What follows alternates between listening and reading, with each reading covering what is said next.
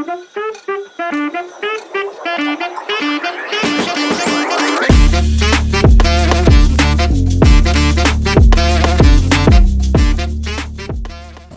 lagi di Titik Temu Podcast, menyambung cerita, menginspirasi harapan.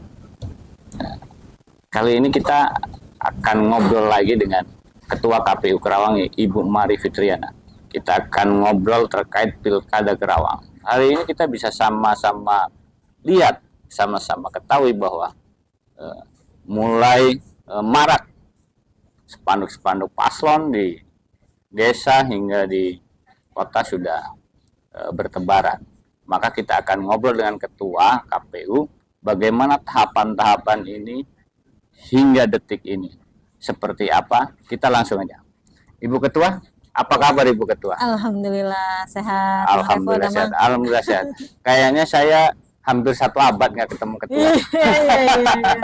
Nanti lama sekali persiapan tahapan ini ya sampai 1 abad kita nggak ketemu. Iya. Ini Ketua, saya lihat di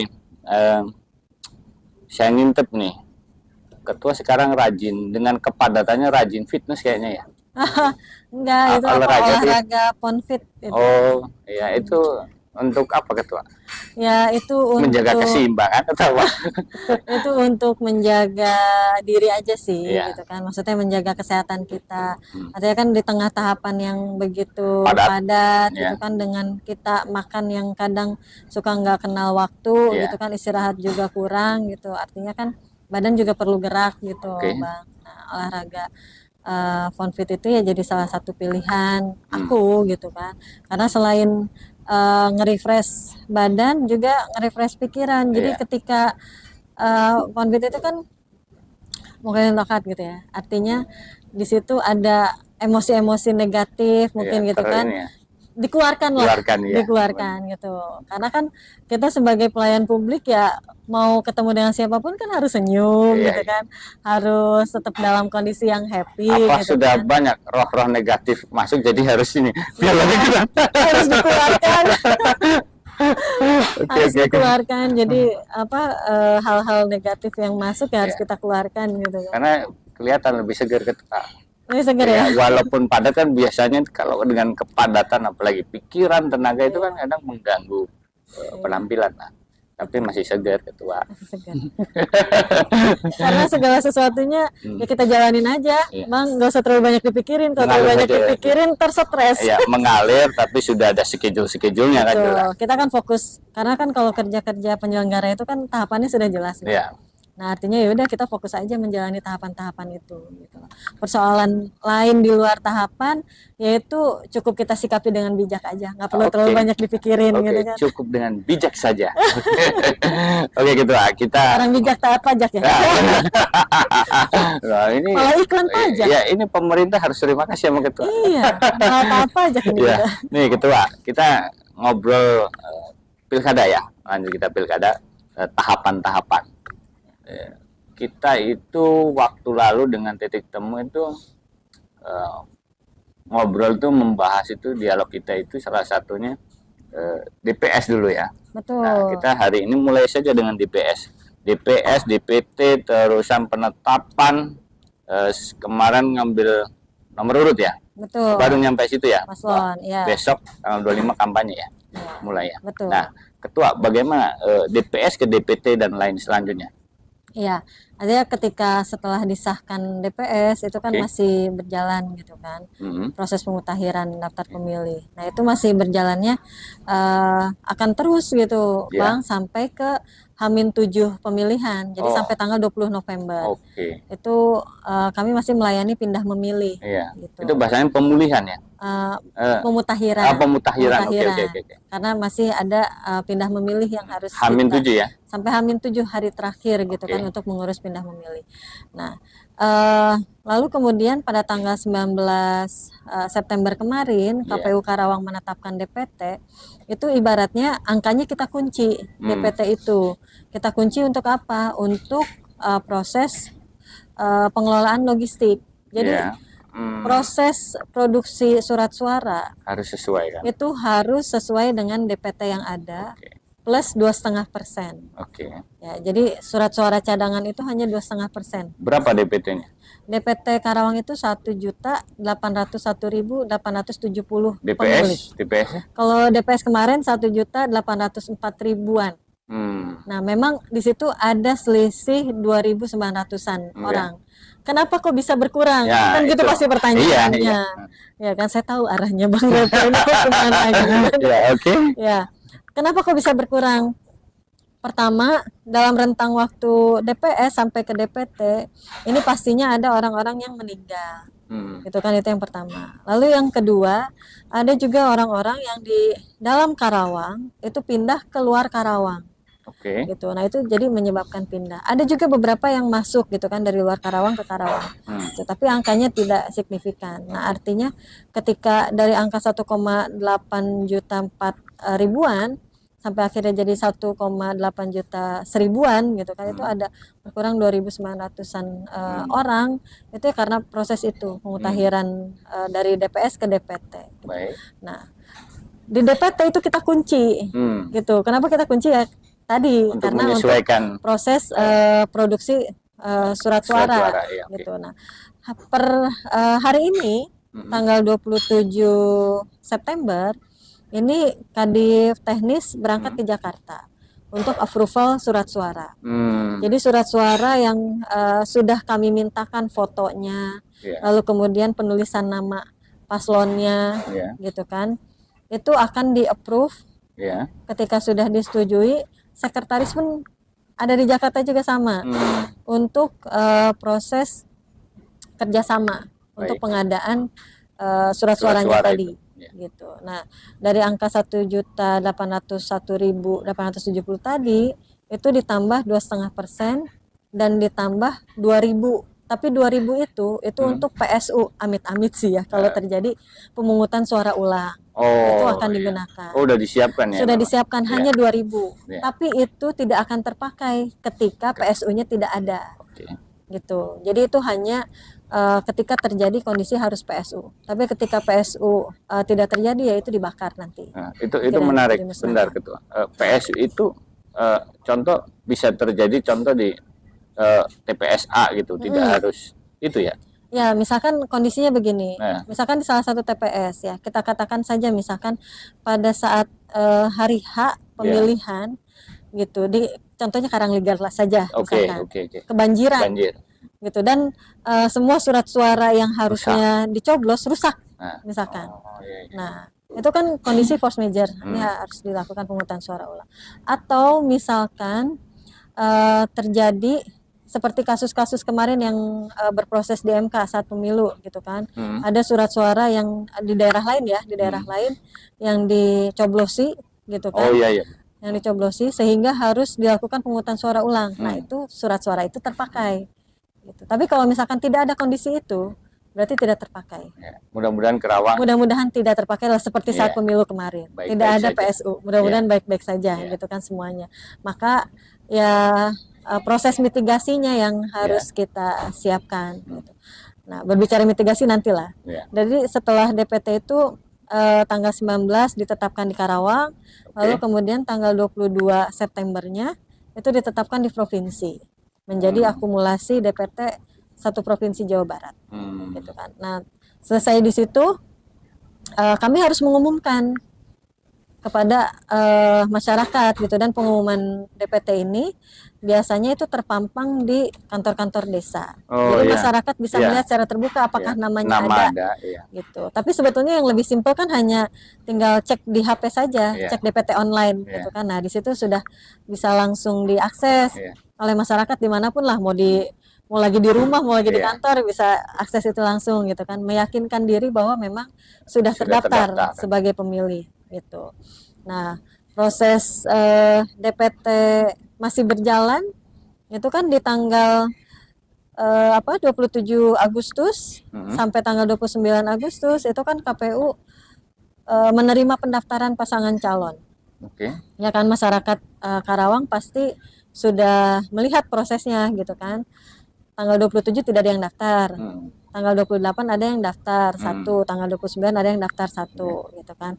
Jadi masyarakat bisa menyaksikan langsung, dan itu masih ada filenya di channel YouTube-nya KPU gitu kan. Ya. Lalu kemudian setelah masa pendaftaran selesai, itu dilanjut verifikasi administrasi sambil pemeriksaan kesehatan. Ya, ya, Ya. Tanggal 30 itu persiapan pemeriksaan kesehatan, tanggal 31 pemeriksaan kesehatannya, dan tanggal 1 September. Gitu kan. Lalu kemudian kami serahkan hasilnya kepada masing-masing pasangan calon. Ya. Lalu kemudian proses verifikasi administrasi yang lainnya sambil berjalan. Gitu.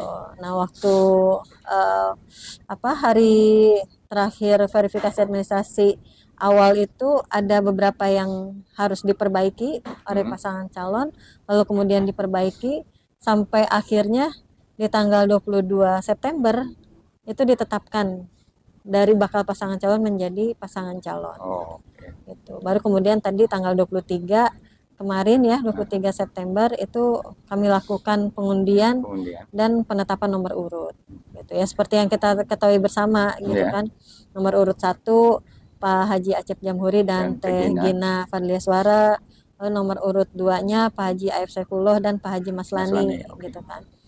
Nah, itu sudah selesai. Lalu kemudian di tanggal 25 itu mulai memasuki masa kampanye. 25 September sampai ke tanggal 23 November. 23 November, oke. Iya, jadi 2 bulan lah kurang lebih. Sampai 23 November. Sampai Terus 23 27 Novembernya sudah hari H. Nah, tanggal 24 sampai 26 kan itu hari tenang. Yeah. Hari tenang. Lalu kemudian tanggal 27-nya hari H pemilihan. Oke, Ketua. Kita kembali ke DPT nih. Jika nanti terjadi itu kan H-7 sudah final ya. H-7 itu sudah maksimal kita melayani pindah memilih. Nah, kalau nyampe setelah H-7 itu masih ada Ketua yang belum terdaftar lah. Itu gimana Ketua? Kalau misalkan ada yang belum terdaftar sama sekali tapi KTP-nya Karawang.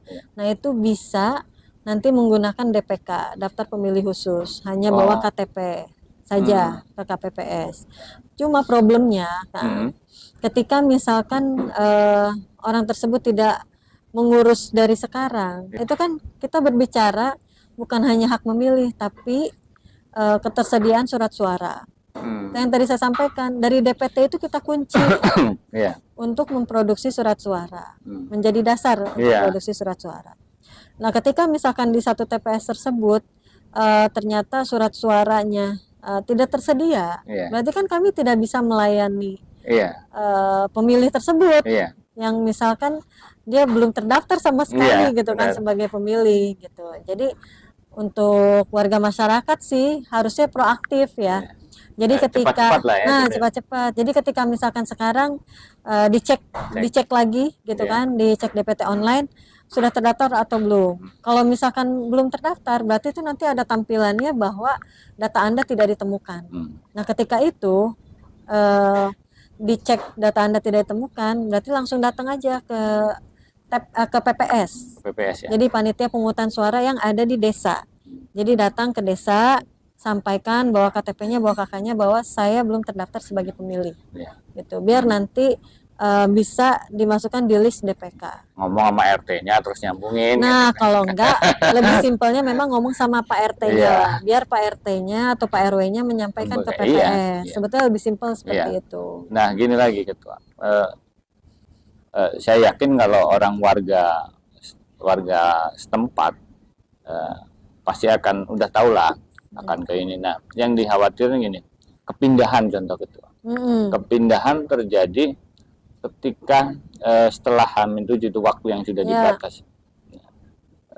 Tetapi dia kan kepindahan itu sudah terus dapat KTP dong. Nah, terus itu gimana? Apakah masih bisa melakukan dengan cara yang tadi pakai DPK atau seperti apa?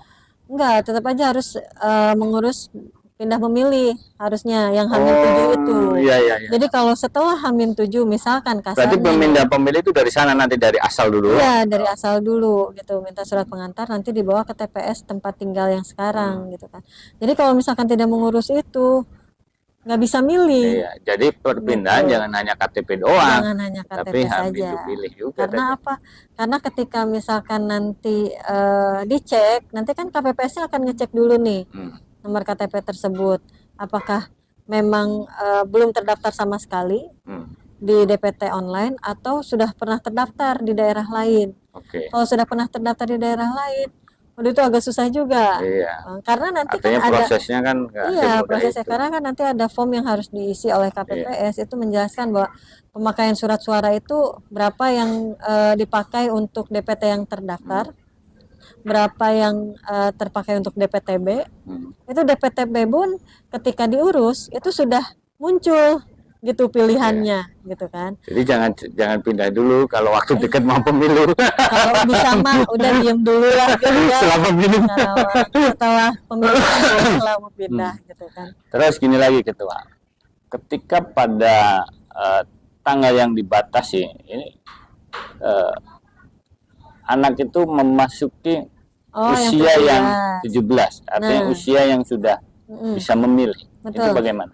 Ya, kalau yang untuk sampai ke hari H misalkan di tanggal 27 Novembernya itu ada yang ulang tahun di pas di tanggal 27 November, 17 tahun. Nah, itu sudah terdata.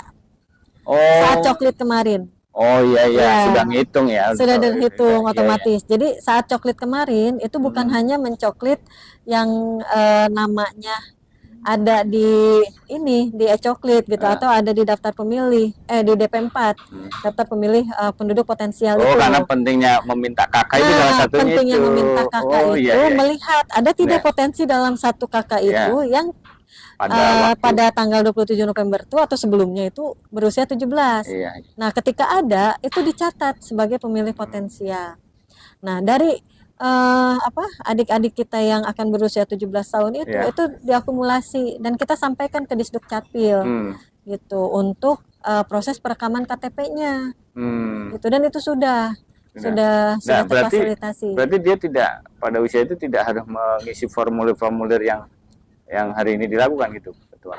Tidak, jadi untuk yang pemilih potensial itu yang usia 17 itu sudah terdata. Berarti hanya nanti membawa KTP hanya saja? Hanya nanti membawa KTP saja. Artinya TPS sudah ada, siap, namanya sudah terdaftar sebagai pemilih. Paham. Siap. Keren itu. Gitu. Iya. Saya juga baru tahu itu gitu. Iya, daftar pemilih potensial itu ada gitu kolomnya gitu khusus. Nah, nanti itu kita kan alhamdulillahnya kalau di Karawang kita dipermudah. Misalkan dengan Disduk Capil, gitu kan urusan daftar pemilih ini, gitu. Jadi untuk urusan penerbitan KTP pun perekaman itu dipermudah dengan mereka, gitu kan dengan Disduk Capil. Jadi nanti dipastikan adik-adik kita yang usianya 17 itu pada saat hari H itu sudah terbit, gitu kan KTP-nya. Termasuk juga mengurus akta kematian yang meninggal. Kan biasanya kaitan daftar pemilih itu isu yang selalu berkembang ya bahwa kok KPU membiarkan data orang yang meninggal, padahal kan sudah tahu katanya orang itu benar-benar udah nggak ada gitu kan. Jadi jangan meninggal dulu juga. Kalau kita bisa melobi malaikat Israel gitu ya. Nah, artinya pihak Disduk Capil juga membantu KPU juga gitu kan dalam proses pembuatan akta kematian itu, penerbitan. Karena kan KPU tidak bisa asal mencoret nama seseorang di daftar pemilih ketika tidak ada data dukungnya. Nah, data dukung yang meninggal itu kan ya itu akta kematian. Akta kematian Kalau akta kematian yang nggak ada nggak bisa kita coret. Nah, itu dia. Makanya dipermudahlah oleh Disduk Capil. Lalu kemudian dengan Diskominfo ya kaitan TPS yang sinyalnya lemah gitu kan dan lain sebagainya gitu, TPS terpencil terjauh gitu yang sulit sinyal itu dibantu juga oleh Diskominfo. Terus dengan BPBD ya kaitan TPS yang rawan bencana gitu kan ya, pokoknya dengan pemerintahan daerah Kabupaten Karawang alhamdulillah komunikasi dan artinya konsolidasi segala sesuatu kita yang mudah kemungkinan bisa terjadi sudah diantisipasi semua ya gitu betul pokoknya kemungkinan dan pihak pemerintah juga dalam hal ini ada Despilkada ya. Despilkada itu selalu responsif gitu ketika ada permintaan apapun dari KPU, misalkan kayak Ya. yang apa untuk kaitan TPS nanti gitu kan, yang rawan bencana itu mereka Gercep, sigap, gerak gercep cepat. lah gitu. Bahasa anak sekarang gercep lah, Gercep. apapun gitu. Jadi enak lah, alhamdulillah komunikasinya dengan Ya. pihak Pemda. Nah, ketua gini, saya masih di DPT itu ya. Kalau kematian tadi sudah jelaskan, itu sudah dijelaskan. Nah, hari ini kan persiapan apa nama TPS ya, salah satunya Iya, sudah betul. terdata semua ya. Sudah. Ada Jadi berapa ribu di Kerawang? ada 3.793 TPS. 3.793. 793 Dengan pilkada lalu berubah nggak gitu? dengan pemilu. Pemilu. Kalau dengan pemilu jelas. Jelas. jauh Kalau berbeda. pilkada sebelumnya betul. Kalau pilkada sebelumnya ada berapa ya, nanti coba saya Ada cek perubahan lagi ya pasti ya? Pasti ada perubahan gitu Ya. kan. Pasti ada perubahan karena apa? Ya walaupun ada yang masuk kepada udah hak memilih dan meninggal kan pasti. Iya, betul. Karena kan memang itu melihatnya dari porsi data data Ya. pemilih kan Ya. gitu. Ya data pemilihnya pun meningkat gitu kan. Makanya itu juga jadi naik gitu kan. Nah, satu lagi gitu. Ini. Kalau kadang gini, warga ini dekat dengan TPS ini. Ya. Tetapi dia dalam surat suara nyoblos di daerah jauh nih, TPS jauh kan gitu. Ini sering terjadi tuh. Kadang masyarakat sering bertanya itu kenapa bisa seperti itu? Ya. Nah, kondisi-kondisi seperti itu kemarin saat akan coklit itu kita tekankan betul gitu kan kepada PPK, PPS untuk mengarahkan Pantarlih gitu kan, agar kalau misalkan ternyata kan titik lokasi TPS itu juga sudah kita minta tentukan kan ketika proses coklit itu, agar terlihat gitu petanya seperti tadi kan, apakah pemilih ini dekat atau tidak ke TPS tersebut gitu kan. Nah kalau misalkan masih jauh, nah itu kan berarti harus kita lakukan mencari yang lebih dekat gitu. Nah kita petakan lagi gitu kan.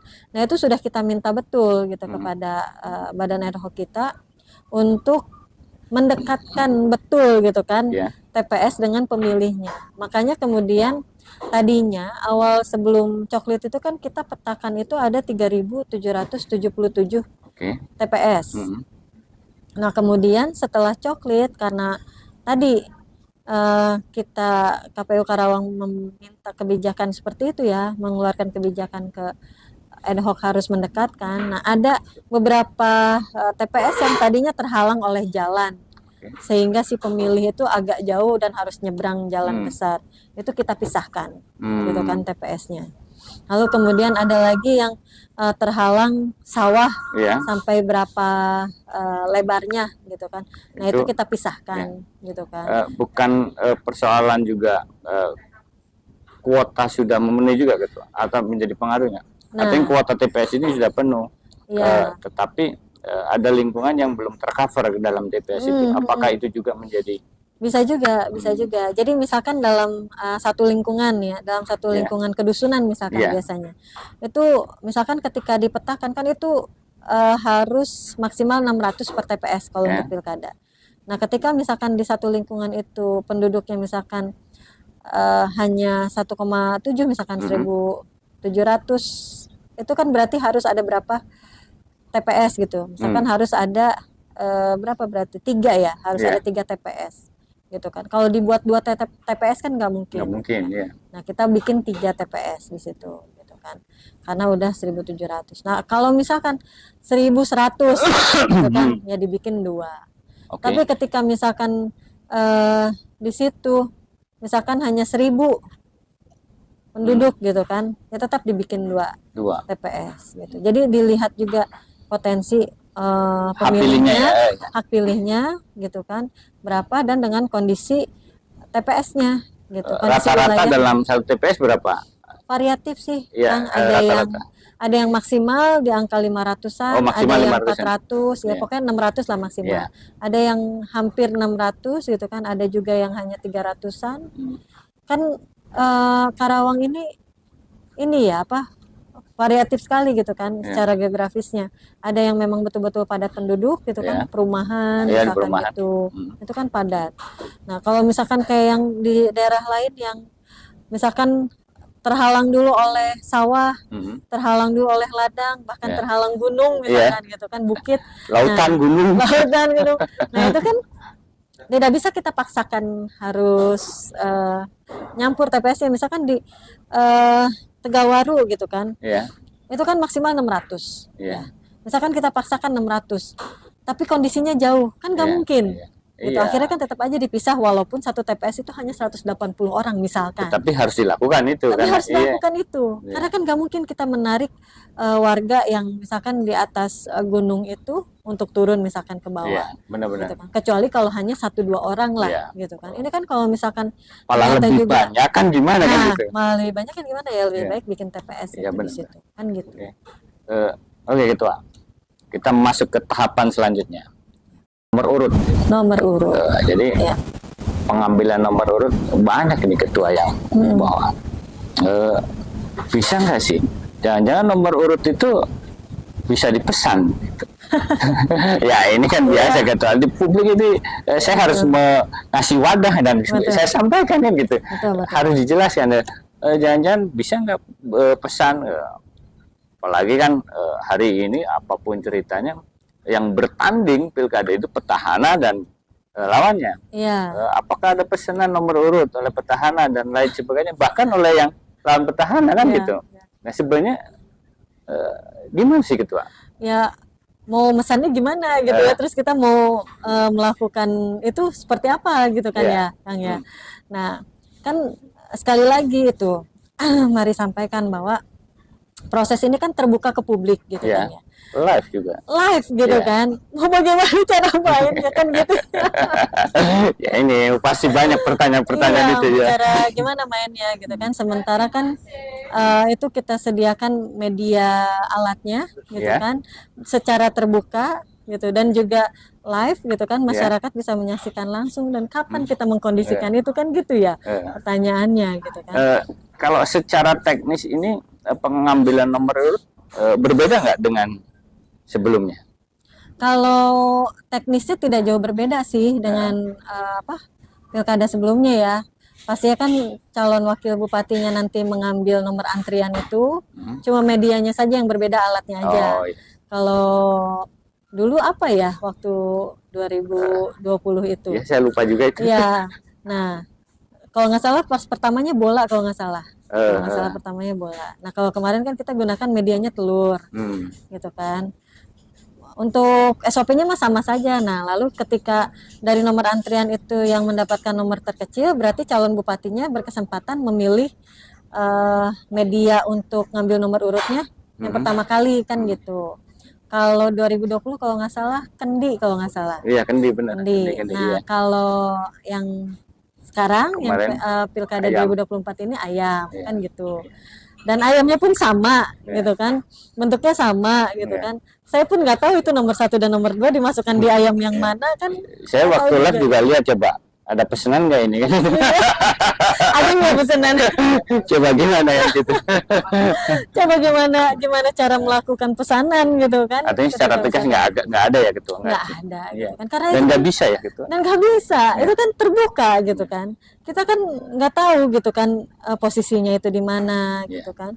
Dan yang memasukkan nomor itu kan staf semuanya. Iya. Kita dari komisioner nggak ada. Gitu. Saya bilang ya udah nggak usah lah kita Karena yang itu juga ngurusin. kan diacak ya gitu Karena itu ya. kan diacak Iya. gitu kan. Telur itu kan dari nomor 1 sampai nomor 14. Ada aja netizen sama ketua diacak juga bolanya dikasih tanda katanya. Gitu. Gimana ngasih tandanya kan gitu ya. Itu kan Iya, iya. dicek berulang kali lah sama Iya. tim teknis. Kan Hmm. enggak, bukan kita gitu Iya. loh yang memasukkan nomor, memasukkan telurnya gitu kan, memasukkan nomor ke ayam Iya. gitu kan. Itu kan kita, dan lagi pula bisa terlihat lah di Iya, iya. apa namanya, di live streaming lah, silahkan lah dilihat. Live streaming atau secara langsung kan Secara udah. langsung gitu kan, orang juga yang hadir juga yang melihat lah ketika misalkan yang pertama kali ngambil pun mengocok-ngocok gitu kan, apa sih akuarium bulatnya itu gitu kan, ngocok-ngocok lalu ngambil kan bisa terlihat gitu kan dengan jelas. Ya, gitu. ini pertanyaan lucu cuman harus dijawab sama ketua. Tapi memang itu dia, kita juga kan tidak bisa membatasi pemikiran orang Iya. ya, harus semuanya sama berpikiran positif semua Iya, benar. seperti kita, nggak bisa juga gitu ya, nggak ngelarang juga gitu Ya, orang iya, untuk nggak bisa berpikiran juga itu, kan. tapi ya silahkan Silakan gitu. saja. Tapi ya itulah, segala sesuatunya kan kita lakukan secara terbuka. Iya. Nah, Ketua,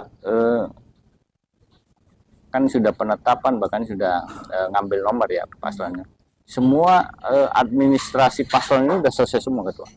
Sudah beres proses administrasinya. Udah beres semua. Artinya Ya. kalau sudah beres ya udah tahapan-tahapan selanjutnya udah. Betul, Nah, betul. Oke, ke tahapan selanjutnya tanggal 25 mulai kampanye, Ketua. Tanggal 25 kemarin sudah mulai kampanye. Sampai tanggal 23 November. Betul. Nah, dalam kampanye, Ketua, apakah titik-titik kampanye itu ditentukan oleh KPU atau berdasarkan musyawarah semua, artinya paslon dan lain sebagainya? Nah, artinya kan itu ada beberapa pertemuan ya, seperti tatap muka, pertemuan terbatas gitu kan. Itu yang titik lokasinya kami minta rekomendasi dari pemerintah daerah gitu. Artinya itu titik-titik lokasi yang memungkinkan dipergunakan untuk pasangan calon gitu. Nah, kaitan jadwal penggunaan itu mereka ya tinggal berkoordinasi langsung saja gitu kan dengan pihak yang punya tempat gitu kan. Nah, persoalan jadwal itu kalau untuk pertemuan terbatas, untuk pertemuan tatap muka itu kan tidak dibatasi oleh KPU. Yang KPU batasi itu nanti itu hanya pertemuan rapat umum yang pengerahan massa banyak. Kalau dulu disebutnya apa? Kampanye akbar. Kampanye akbar. Nah, itu yang mungkin akan kami jadwalkan, kami sesuaikan juga jadwalnya dengan jadwal kampanye dari gubernur dan wakil gubernur gitu, calon gitu kan. Nanti kan dari provinsi akan mengeluarkan jadwal itu, apakah ada di Karawang gitu kan, dan tempatnya di mana gitu kan. Nah, kalau misalkan ada, kan kami juga harus mengkomunikasikan dengan LO calon bupati dan wakil bupati yang di Karawang gitu kan, bahwa jangan menggunakan tempat itu misalkan di tanggal itu gitu kan, untuk kampanye akbarnya, biar tidak bentrok gitu kan. Karena kan kalau kita melihat afiliasi partainya ini kan nggak sama ya, antara pemilihan gubernur dengan pemilihan bupati, sangat jauh berbeda gitu kan. Dari sana pun paslonnya ada 4 gitu kan untuk pemilihan gubernur. Di Karawang kan hanya 2 gitu kan. Terus koalisinya kan koalisinya berbeda gitu. Nah, makanya kan kemudian jadwal rapat kampanye kampanye akbarnya itu, atau rapat umum bahasa di PKPU-nya itu kan nanti perlu diatur sedemikian rupa gitu supaya tidak terjadi bentrok massa. Kapan itu, Ketua? Nanti akan kami koordinasikan dengan provinsi untuk kaitan jadwal itu. Tapi biasanya 2 minggu menjelang terakhir masa kampanye biasanya. Dan di situ juga nanti akan ada agenda debat publik juga yang KPU selenggarakan di 2 minggu terakhir. 2 minggu terakhir debat publik ya? Debat publik. Di debat calon lah. TV nasional. Insya Allah di TV nasional. Oke. Gini gitu. Tadi kan titik kampanye akbar lah ya. Nah, apakah dengan kampanye tertutup itu berbeda-beda gitu, lokasinya gitu loh? Apakah sudah dirapatkan atau belum? Sudah diadakan rakor kemarin gitu kan dengan pihak LO dari pasangan calon gitu, disampaikan titik-titik yang memungkinkan, walaupun ini rekomendasinya ini memang belum turun semua, belum turun dari pihak pemerintah daerah, karena kemarin ada beberapa titik lokasi yang harus direvisi itu. Tapi sebagai gambaran ini ya, nanti saya buka mana ya. Itu kebanyakan lapangan sih. Oh, lapangan ya? Lapangan. Ada berapa titik? Ada banyak. Hampir setiap kecamatan itu ada. Oh, hampir setiap kecamatan ada? Iya, hampir setiap kecamatan itu ada. Dan anggaran itu dari mana, Ketua? Untuk anggaran kampanye? Iya. Pertama, ya dari paslon lah.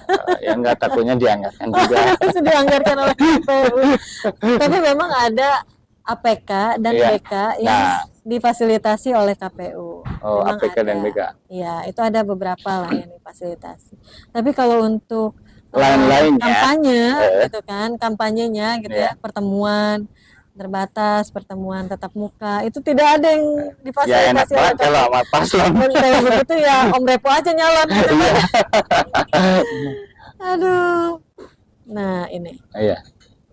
ada beberapa lah contohnya, misalkan kayak di Tegalwaru ya, tapi ini kami belum menerima Artinya secara titik ini juga resminya. belum fix lah ya. Belum Ya. fix karena surat dari Pemdanya belum keterima. Tapi Ya. yang jelas ini masing-masing tiap kecamatan itu ada titiknya. Ya, ini hanya gitu. gambaran. Hanya gambaran. Ya misalkan kayak Ciampel di tempat wisata Cipule, gitu kan.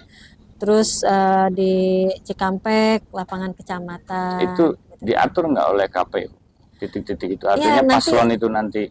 Titik-titik ini nanti akan kami jadikan SK gitu sebagai titik lokasi kampanye yang bisa dipergunakan oleh pasangan calon.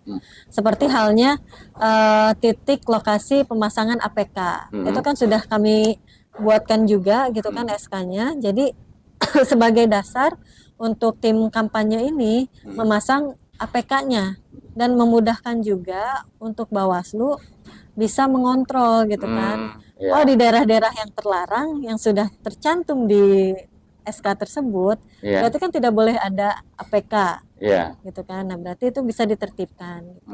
Dan untuk tim pasangan calon ini ya harap disampaikan kepada baik itu relawan, baik itu saya partai atau apapun itu bentuknya, gitu kan. Pokoknya tim pemenangan lah.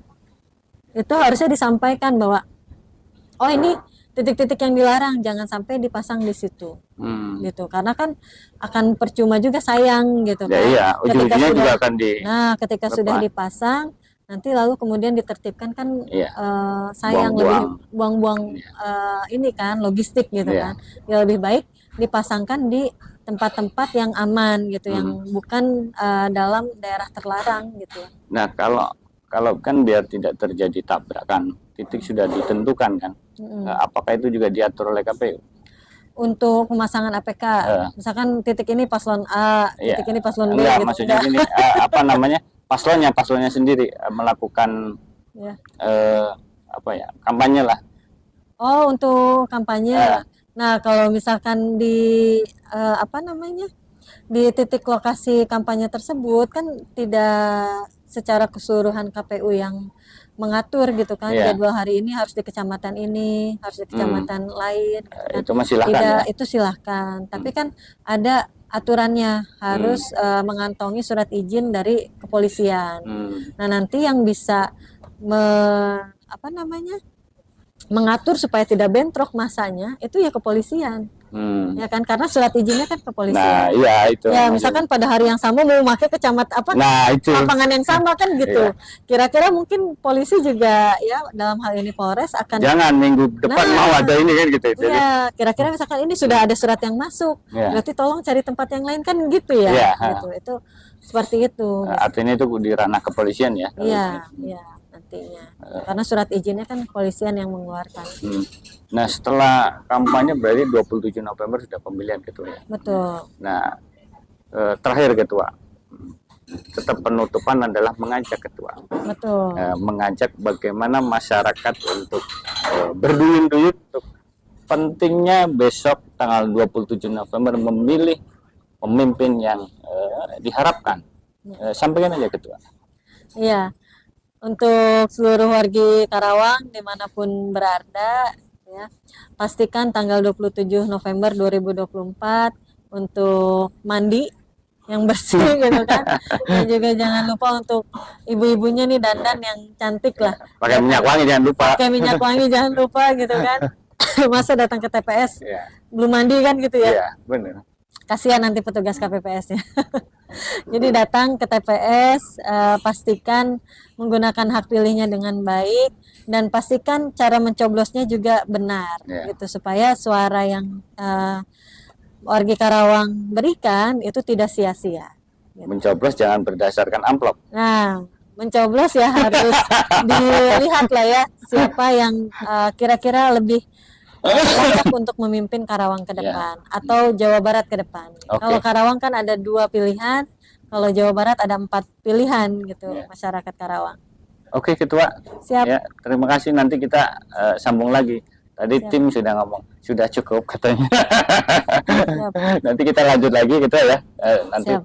tahapan-tahapan selanjutnya saya akan lebih bertanya biar masyarakat juga lebih terus ini kan harus disampaikan terus kepada masyarakat bahwa pentingnya 27 November warga untuk semua untuk nyoblos. Karena Betul sekali. penting untuk memilih masa depan Karawang. Betul. Oke, baik, terima kasih. Sampai jumpa lagi di Titik Temu Podcast selanjutnya.